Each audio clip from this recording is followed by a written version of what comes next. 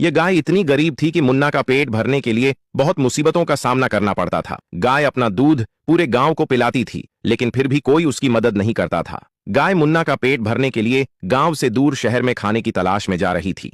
तभी उसने देखा कि एक आदमी आने वाले दिनों में रेस प्रतियोगिता का ऐलान कर रहा है और रेस जीतने वाले को 1 लाख रुपए का नकद इनाम रखा गया था। गाय ने सोचा, मैं तो रेस नहीं जीत सकती, लेकिन मुन्ना को रेस की तैयारी करवा सकती हूँ। गाय अपनी गरीबी दूर करने का यह अवसर हाथ से नहीं जाने दे सकती थी, इसलिए उसने शरीर और ताकत दोनों बढ़ाने का सबसे महंगा ड्रिंक लाकर दिया। उसके बाद वह दिन रात एक करके गार्डन में जाकर दौड़ लगाने लगा। कुछ दिन बाद मुन्ना पहलवान बन जाता है और रेस के लिए निकल जाता है। उसी रेस में एक रेड बुल था जो मुन्ना का बहुत मजाक उड़ा रहा था। रेस शुरू हो जाती है और कोई भी किसी से कम नहीं था, सब बराबरी में दौड़ रहे थे और मुन्ना धीरे धीरे अपनी स्पीड को बढ़ाता है और वह सबसे आगे हो जाता है।